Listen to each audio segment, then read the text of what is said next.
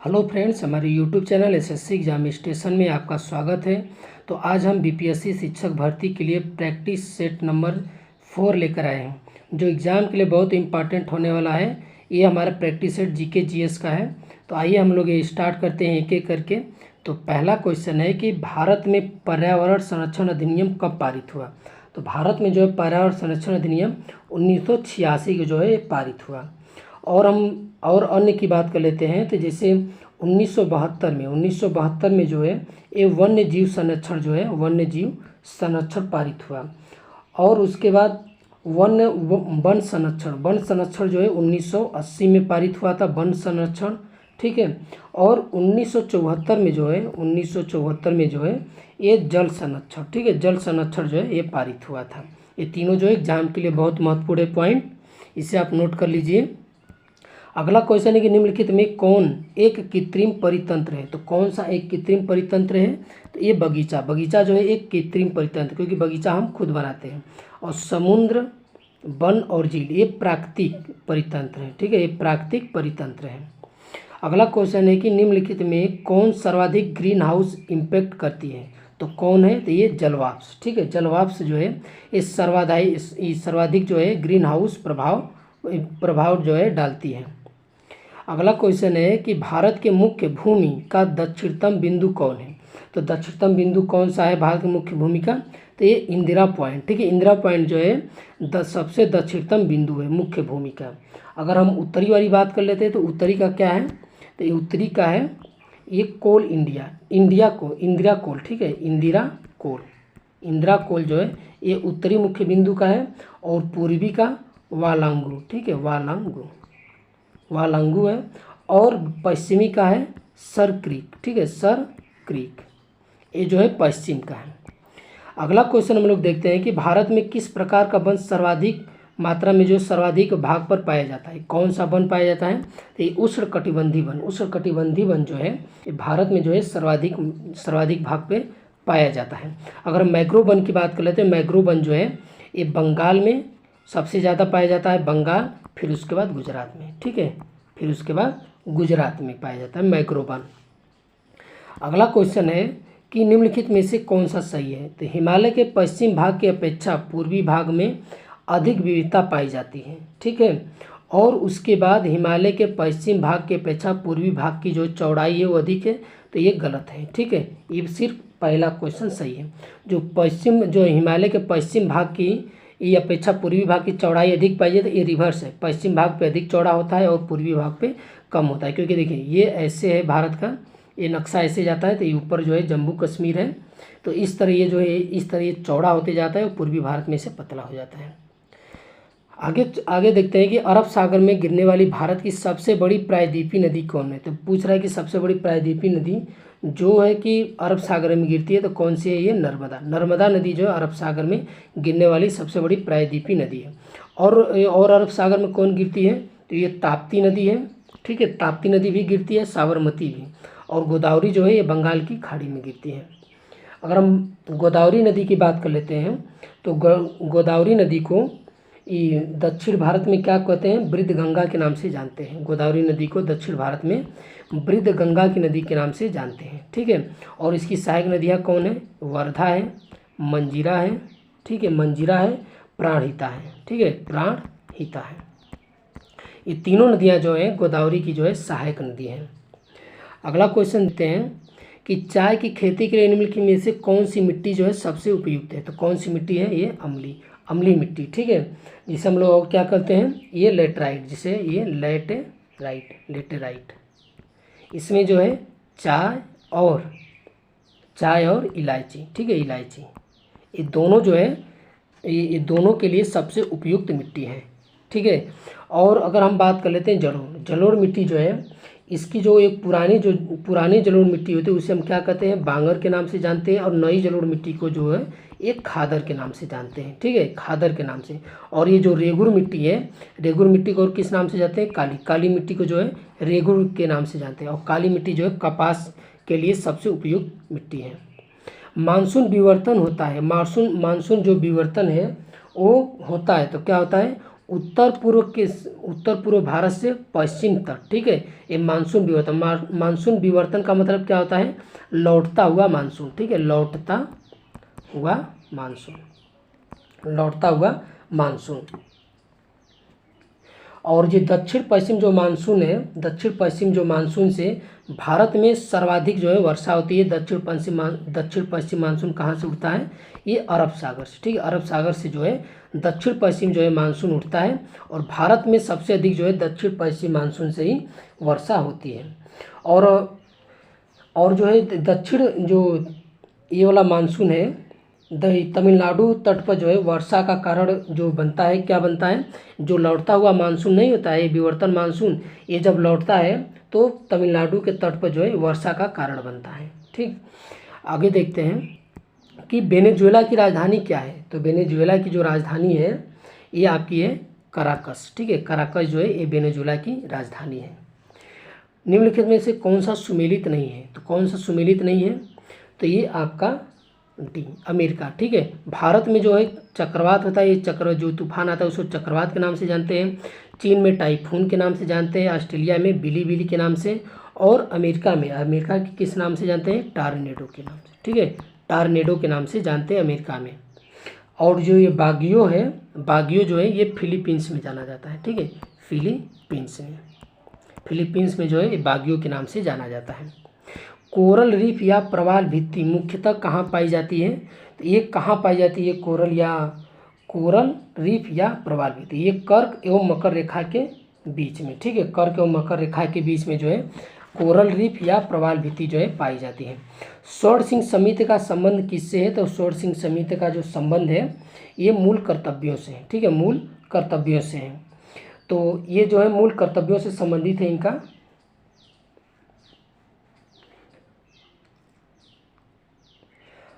आगे देखते हैं कि अगला क्वेश्चन है कि न्यायोचित एवं मानवीय कार्य दशाओं का मातृत्व सहायता के लिए किस संविधान के किस अनुच्छेद में जो है उल्लेख किया गया है। क्या न्यायोचित एवं मानवीय कार्य दशाओं तथा मातृत्व सहायता के लिए, तो ये किस में किया गया है, तो ये अनुच्छेद 42 में किया गया है, ठीक है। अनुच्छेद 39 में क्या है, समान कार्य के लिए समान वेतन, ठीक है, समान कार्य के लिए समान वेतन। और अनुच्छेद 41 में क्या है, कुछ दशाओं में काम, शिक्षा और लोक सहायता पाने का अधिकार, कुछ दशाओं में काम, शिक्षा, ठीक है, काम और शिक्षा और सहायता पाने का अधिकार। और अनुच्छेद 43 में क्या है कि कर्मकारों के लिए निर्वाचन मजदूरी एवं कुटीर उद्योग को प्रोत्साहन देना, ये अनुच्छेद 43 में जो है उल्लेख है। अगला क्वेश्चन है कि भारत के नियंत्रक एवं महालेखा परीक्षक के संबंध में निम्न कथनों पर विचार करना है, ठीक है। तो कौन सा कथन सही है, तो इसमें कथनों पर विचार करना, हमको गलत कथन जो है ये बताना है। तो इसके कार्यकाल 6 वर्ष या 65 वर्ष आयु तक होता है, तो ये गलत है, 62 नहीं 65, ठीक है, 62 नहीं 65, ये गलत हो गया। यह राष्ट्रपति के प्रसाद पर्यंत अपने पद धारण करता है, सही है। इसके वेतन एवं अन्य सेवा शर्तें राष्ट्रपति द्वारा निर्धारित की जाती है, तो ये गलत है। तो ऑप्शन जो है सी इसका गलत हो जाएगा। अगला क्वेश्चन है कि राज्यों में मुख्यमंत्री समेत मंत्रियों की अधिकतम संख्या विधानसभा की कुल सदस्य संख्या के कितने प्रतिशत से अधिक नहीं होनी चाहिए, तो कितने प्रतिशत से, ये 15% से जो है मंत्रियों की जो है, राज्यों में मुख्यमंत्री समेत मंत्रियों की संख्या जो है 15% से अधिक नहीं होनी चाहिए, जो विधानसभा के कुल सदस्यों की जो संख्या है। रीट जारी करना उच्चतम न्यायालय के किस क्षेत्राधिकार में आता है, तो किस क्षेत्राधिकार में आता है, तो ये न्यायाधीश क्षेत्राधिकार में आता है, ठीक है। रीट जारी करना उच्चतम न्यायालय के न्यायाधीश क्षेत्राधिकार में आता है। अगला है कि दल बदल अधिनियम संबंधित संशोधन कब पारित किया गया था, तो दल बदल संशोधन अधिनियम कब पारित किया गया था, तो ये 1985 में पारित किया गया था। अगला क्वेश्चन है कि सर्वप्रथम प्रत्यक्ष चुनाव का प्रावधान निम्नलिखित में से किस अधिनियम द्वारा किया गया था, तो ये किस अधिनियम द्वारा किया गया था, तो ये भारत परिषद अधिनियम 1892 के द्वारा, ठीक है, 1892 के द्वारा जो है ये प्रत्यक्ष चुनाव का प्रावधान किया गया। 1909 में जो है मुस्लिमों के लिए जो है अलग से जो है निर्वाचन पद्धति जो है, निर्वाचन जो है प्रणाली अपनाई गई थी। और भारत शासन अधिनियम 1919 में ये है कि महिलाओं को जो है पहली बार मत देने का अधिकार मिला था। और उसके बाद 1919 में जो है प्रांतों में द्वैध शासन की व्यवस्था की गई थी। और भारत शासन अधिनियम में जो है 1935 में जो है केंद्र में द्वैध शासन की व्यवस्था की गई है। ठीक है, द्वैध शासन की व्यवस्था की गई है। और इसी अधिनियम में जो है बर्मा को जो है भारत से अलग कर दिया गया था इसी अधिनियम के तहत।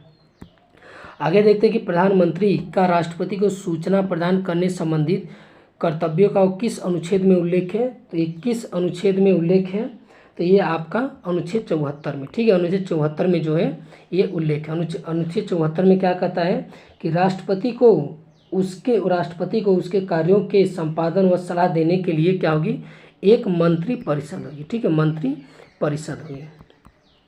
और 75 में क्या कहता है, 75 में बोलता है कि प्रधानमंत्री की नियुक्ति कौन करेगा, ये राष्ट्रपति करेगा। ठीक है, राष्ट्रपति करेगा प्रधानमंत्री की नियुक्ति।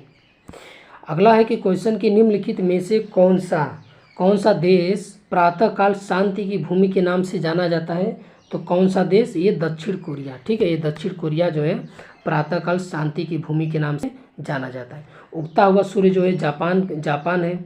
ठीक है, सूर्योदय का देश जापान को कहते हैं। विश्व जल संरक्षण दिवस कब मनाया जाता है। विश्व जल संरक्षण दिवस जो है ये 22 मार्च को। ठीक है, 22 मार्च को जो है विश्व जल संरक्षण दिवस मनाया जाता है। 28 फरवरी को क्या मनाया जाता है, तो ये विज्ञान दिवस। ठीक है, ये विज्ञान दिवस जो है 28 फरवरी को मनाया जाता है। और 5 जून को क्या मनाया जाता है, तो 5 जून को जो है पर्यावरण दिवस। ठीक है, विश्व पर्यावरण दिवस मनाया जाता है। और 11 जुलाई को जो है विश्व जनसंख्या दिवस मनाया जाता है। ठीक है, विश्व जनसंख्या दिवस मनाया जाता है। और 1 मई को अगर हम बात कर लेते हैं, 1 मई को विश्व श्रमिक दिवस। ठीक है, विश्व श्रमिक दिवस जो है मनाया जाता है 1 मई को। और 3 मई को विश्व प्रेस स्वतंत्रता दिवस मनाया जाता है 3 मई को। अगला क्वेश्चन है कि स्वदेशी और बहिष्कार आंदोलन का अनुमोदन कांग्रेस के किस अधिवेशन में हुआ था। तो ये कांग्रेस के किस अधिवेशन में हुआ था, तो ये जो बनारस का अधिवेशन है 1905 जो है, उसमें जो है स्वदेशी और बहिष्कार आंदोलन का जो है ये अनुमोदन किया गया था। जो कलकत्ता का अधिवेशन 1906 में हुआ था, जिसकी अध्यक्षता दादा भाई नौरोजी ने की थी, इसमें जो सबसे पहले जो है स्वराज शब्द का जो है प्रयोग किया गया था। और सूरत अधिवेशन जो 1907 में जो हुआ था, इसमें जो है कांग्रेस जो है नरम दल, ठीक है, नरम दल और गरम दल में जो है विभाजित हो गई थी। अगला क्वेश्चन है कांग्रेस की कार्य समिति में भारत विभाजन का प्रस्ताव कब पारित किया गया था। तो कांग्रेस की कार्य समिति में भारत का विभाजन प्रस्ताव ये कब पारित किया गया था, तो ये पारित किया गया था 14 अगस्त 1947 को। ठीक है, 14 अगस्त 1947 को। संविधान सभा की प्रथम बैठक का आयोजन किस गवर्नर जनरल द्वारा किया गया था, तो ये जो है लॉर्ड माउंटबेटन द्वारा किया गया था। मंगल पांडे ने प्रथम भारतीय स्वतंत्रता संग्राम की शुरुआत की। इसके उपरांत ब्रिटिश सरकार द्वारा कब उन्हें जो है फांसी दी गई थी, तो कब दी गई थी, 8 अप्रैल 1857 को जो है उनको फांसी दी गई थी। बहावी आंदोलन का प्रमुख क्षेत्र नहीं रहा, तो इनमें से कौन सा जो बहावी क्षेत्र का जो ये बहावी आंदोलन का जो है ये क्षेत्र नहीं रहा, तो कौन ना रहा, ये असम जो है नहीं रहा। बहावी आंदोलन में बंगाल और संयुक्त प्रांत में जो है ये इसका जो है ये क्षेत्र रहा है। पुस्तक एरिया ऑफ डार्कनेस, ठीक है, पुस्तक जो है एरिया ऑफ डार्कनेस जो है ये किसकी है, तो ये किसकी है, ये BS नायपाल की। ठीक है, BS नायपाल की। अगर हम RC दत्त की बात कर लेते हैं, इनकी एक पुस्तक है इंडिया, ठीक है, इंडिया फॉर इंडियंस, ठीक है, इंडियंस, इनकी जो पुस्तक है। MG राणा की जो है 2 पुस्तक है, 2 पुस्तक महत्व है। एक है कि rise and fall of Maratha power, ठीक है, rise and fall of Maratha power, और दूसरा का है द पेशवा डायरी, ठीक है, MG राणा डी की। और अगर और भी कुछ लोग की हम बात कर लेते हैं, जैसे कि सावरकर की, ठीक है, सावरकर की जो है, सावरकर जी की ये हिंदुत्व है, ठीक है, हिंदुत्व है, ये हिंदुत्व जो है ये सावरकर की पुस्तक है। और राजेंद्र प्रसाद की कौन है, तो ये इंडिया, ठीक है, इंडिया डिवाइडेड जो है ये राजेंद्र प्रसाद की है। भगत सिंह की कौन है, तो भगत सिंह की है मैं अनिश्वरवादी क्यों, मैं अनिश्वर क्यों हूँ या मैं अनिश्वरवादी क्यों हूँ। अम्बेडकर की है कि एक अम्बेडकर की पुस्तक अनाइहिलेशन ऑफ ऑफ कास्ट, ठीक है, ये जो है अम्बेडकर की पुस्तक थी। अब हमको एक सूची 1 और सूची 2 से जो है हमको मिलान करना है। सूची 1 और सूची 2 से।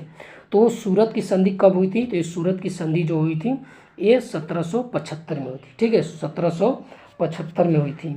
और पूना की संधि कब हुई थी? ये पूना की संधि जो हुई थी ये 1817 में हुई थी, ठीक है, ये 1817 में हुई थी। और पुरंदर की संधि जो हुई थी 1665 में हुई थी, और देवगांव की संधि जो है 1803 में हुई थी। तो कौन सा ऑप्शन सही है? ऑप्शन सी सही है। अगला क्वेश्चन हम लोग देखते हैं कि निम्नलिखित में से किस ग्रंथ से गुप्त काल के बारे में जो है जानकारी मिलती है? तो ये किस ग्रंथ से? तो ये आपका मुद्रा राक्षस जो है गुप्त काल के बारे में जो है जानकारी मिलती है। अगर हम मृच्छकटिकम जो है किसकी पुस्तक है? तो ये शूद्रक की है, ठीक है, ये शूद्रक की है। और राजतरंगिणी किसकी है? ये कल्हड़ की है, ठीक है, ये कल्हड़ की जो है राजतरंगिणी है। कुछ और हम पुस्तक की बात कर लेते हैं। तो जो है बुद्धचरित जो है ये किसका है? ये अश्वघोष का है। बाणभट्ट की कौन है? ये बाणभट्ट का है कादम्बरी, ठीक है, कादम्बरी किसकी है? ये बाणभट्ट की है। और गीत गोविंद किसका है? ये जयदेव का, ठीक है, जयदेव का क्या है? गीत गोविंद है, ठीक है, गीत गोविंद जयदेव का है। और किताबुल हिंद किसका है? अलबरूनी का है। अगला क्वेश्चन हम लोग देखते हैं कि कलिंग शासक खारवेल किस धर्म का अनुयायी था? तो किस धर्म का अनुयायी था कलिंग खारवेल? तो ये जैन धर्म का, ठीक है, ये जैन धर्म का जो है अनुयायी था। अगला देखते हैं कि भीतरी स्तंभ अभिलेख किस शासक से संबंधित है? तो ये किस शासक से संबंधित है? तो ये आपका स्कंदगुप्त, ठीक, स्कंदगुप्त से संबंधित है भीतरी अभिलेख। अगर हम हाथी गुफा अभिलेख की बात कर लेते हैं तो ये हाथी गुफा अभिलेख जो है ये राजा खारवेल से संबंधित है, ठीक है, हाथी गुफा लेख, ठीक है, हाथी गुफा अभिलेख। और अगर और भी हम कुछ अभिलेख की बात कर लेते हैं, ये जूनागढ़ जो है ये जूनागढ़ जो है ये जो है रुद्रदामन का है, ठीक है, ये संस्कृत में लिखा गया है, ठीक है, जूनागढ़ जो है ये रुद्रदामन का है, ये संस्कृत में लिखा गया है। और एक है एहोल जो है अभिलेख जो है ये पुलकेशिन द्वितीय का है, ठीक है, पुलकेशिन द्वितीय का, ठीक है, पुलकेशिन ये द्वितीय का है। कौन? एहोल अभिलेख। और प्रयाग स्तंभ जो अभिलेख है ये समुद्रगुप्त का है, ठीक है, समुद्रगुप्त का क्या है? ये प्रयाग स्तंभ है। अगला हम लोग क्वेश्चन देखते हैं कि दक्षिण भारत में स्थित कैलाशनाथ मंदिर किस शासकों के द्वारा बनाया गया है? तो कैलाशनाथ मंदिर जो है ये पल्लव शासकों के द्वारा जो बनाया गया है। अगर हम एलिफेंटा की अगर हम बात कर लेते हैं एलिफेंटा की, तो ये एलिफेंटा जो है राष्ट्रकूट द्वारा बनाया गया है, ठीक है, राष्ट्रकूटों द्वारा जो बनाया गया है, ठीक है, एलिफेंटा की। और अजंता की जो गुफा है ये गुप्त शासक द्वारा, ठीक है, ये अजंता की जो है ये गुप्त शासक द्वारा जो है बनाया गया है। और कंदरिया जो महादेव है इसकी ये जो किसके द्वारा बनाया गया है? ये चंदेल शासक द्वारा, ठीक है, कंदरिया महादेव। और एलोरा की जो गुफा है ये बौद्धों द्वारा बनाया गया है। और कोणार का जो सूर्य मंदिर है, कोणार का जो सूर्य मंदिर है ये जो है नरसिंह देव प्रथम के द्वारा बनाया गया, ठीक है, नरसिंह देव प्रथम के द्वारा। और तिलवाड़ा का जो जैन मंदिर है ये जो है विमल शाह के द्वारा बनाया गया है। अगला क्वेश्चन है कि सिकंदर की मृत्यु के बाद भारत ने अपनी गर्दन से दास्ता का जुआ उतार फेंका, साथ ही अपने गवर्नरों की हत्या कर दी। इस मुक्ति युद्ध का नायक सेंड्रोकस था। चंद्रगुप्त के विषय में यह किसने लिखा? तो ये किसने लिखा था? तो ये लिखा था जस्टिन ने, ठीक है, ये जस्टिन ने लिखा था। अगला क्या है कि ध्वनि का प्रभाव मानव के मस्तिष्क में संवेदन कितने समय तक रहता है? तो ये कितने समय तक रहता है? तो 1/10 सेकंड तक रहता है। अगला क्वेश्चन है कि नेत्र में प्रवेश करने वाले प्रकाश की मात्रा का नियंत्रण जो है निम्नलिखित में से कौन सा अंग करता है? तो इनमें से कौन सा अंग करता है?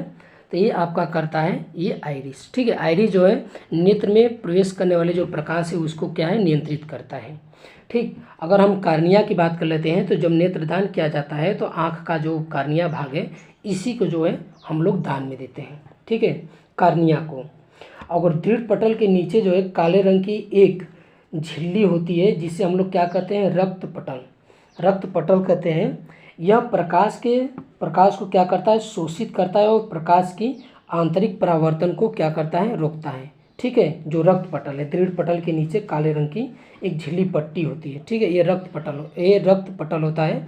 जो प्रकाश आता है बाहर से उसको क्या करता है? ये आँख के जो नीचे होता है इसको क्या करता है? ये अवशोषित करता है। और अगर हम रेटिना की बात कर ले तो जो रेटिना पर वस्तु का जो प्रतिबिंब बनता है तो कैसा बनता है, ये उल्टा बनता है, ठीक, और वास्तविक बनता है, ठीक है, उल्टा और वास्तविक बनता है।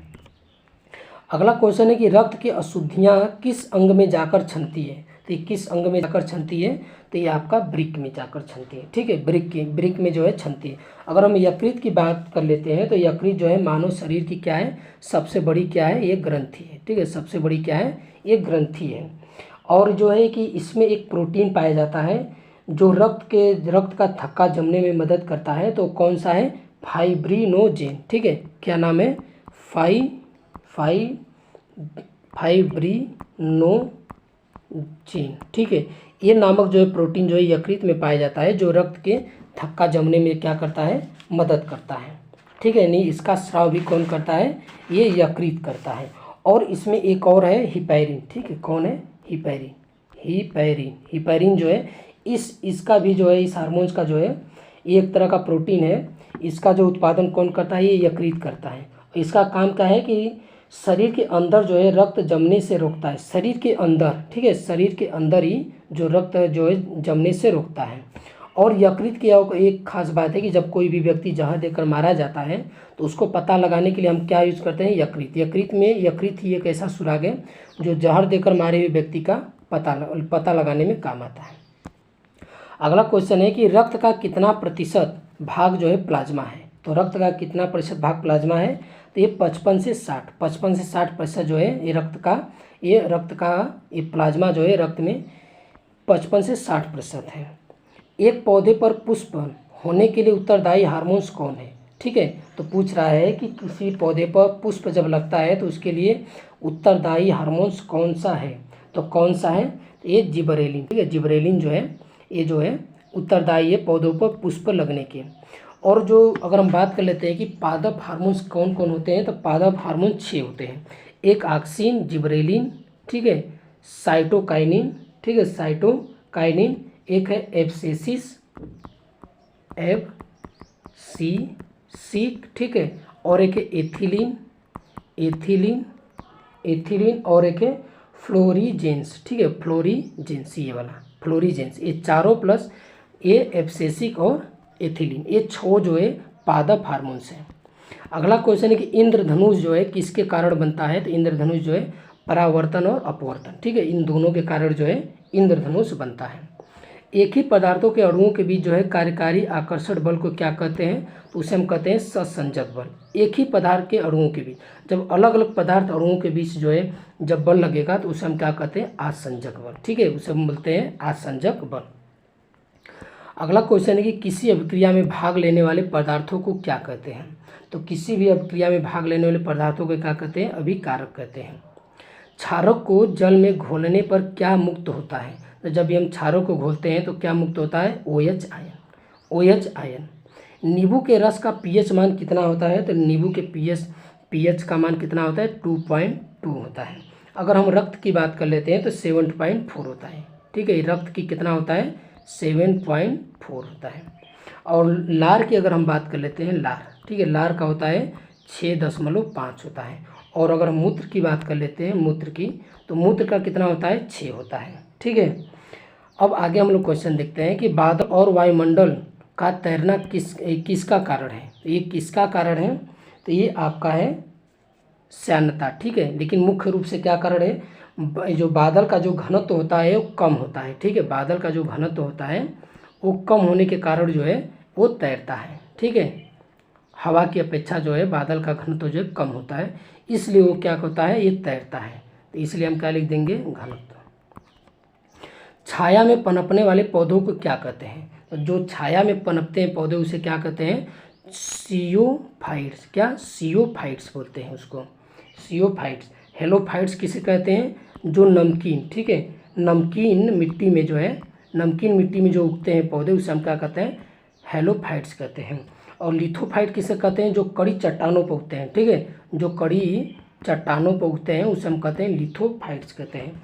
एक होता है हाइड्रोफाइट्स क्या होते हैं, जो पौधे जल में उगते हैं उसे हम क्या कहते हैं, हेलोफाइट्स कहते हैं। अगला क्वेश्चन है मेनरहीन अंतर्राष्ट्रीय सीमा रेखा किन दो देशों के बीच में है? मेनरहीन, ठीक है, मेनरहीन जो है ये किन किन दो देशों के बीच में है? तो ये रूस और फिनलैंड के बीच में है, ठीक है, रूस और फिनलैंड के बीच में है मेनरहीन रेखा। अगर हम बात कर लेते कुछ और अभी कुछ रेखा की, अंतर्राष्ट्रीय रेखा की, तो ये है जैसे हिंडनबर्ग, ठीक है, क्या है? हिंडनबर्ग। हिंडनबर्ग जो रेखा है ये जर्मनी और पोलैंड के बीच में है, ठीक है, जर्मनी और पोलैंड के बीच में है। और मैगिनाट, ठीक है, मैगिनाट की अगर हम बात कर लेते हैं, मैगिनाट जो है जर्मनी और फ्रांस के बीच में, जर्मनी और फ्रांस के बीच में है। और अगर हम बात कर लेते हैं 49वीं समांतर रेखा जो है, 49वीं समांतर रेखा ये यूएसए और कनाडा के बीच में है, ठीक है, ये यूएसए और कनाडा के बीच में है। अगला क्वेश्चन है कि जैव विविधता दिवस निम्नलिखित में से किस दिन मनाया जाता है? तो जैव विविधता दिवस जो है ये 22 मई को मनाया जाता है। कब? ये 22 मई को जो है जैव विविधता दिवस मनाया जाता है। अगर और हम बात कर लेते हैं तो 1 मई को क्या मनाया जाता है? विश्व श्रमिक दिवस, ठीक है, विश्व श्रमिक दिवस मनाया जाता है। और अगर हम 3 मई को बात कर लेते हैं तो विश्व प्रेस स्वतंत्रता दिवस, ठीक है, विश्व प्रेस स्वतंत्रता दिवस मनाया जाता है। और 8 मार्च को जो है अंतर्राष्ट्रीय महिला दिवस और 22 मार्च को जो है विश्व जल संरक्षण दिवस मनाया जाता है। और अगला क्वेश्चन देखते हैं, राष्ट्रीय खाद्य सुरक्षा मिशन की शुरुआत किस वर्ष की गई थी? तो ये किस वर्ष की गई थी? तो ये की गई थी ये सन 2013 में, ठीक है, सन 2013 में जो है किया गया था। भारत में मुद्रास्फीति के प्राकलन का सबसे प्रचलित मान कौन सा है? तो कौन सा है भारत में मुद्रास्फीति का प्राकलन करने का सबसे प्रचलित मान? ये WPI, ठीक है, WPI का मतलब क्या होता है? थोक मूल्य सूचकांक। इसको क्या कहते हैं? थोक मूल्य सूचकांक, ठीक है, थोक मूल्य सूचकांक, ठीक है, WPI का मतलब यही होता है। तो आज का हमारा ये वीडियो कैसा लगा? अच्छा लगा तो हमारे चैनल को सब्सक्राइब कीजिए और अधिक से अधिक शेयर कीजिए। आगे ऐसे वीडियो आते रहेंगे। देखने के लिए बहुत बहुत धन्यवाद।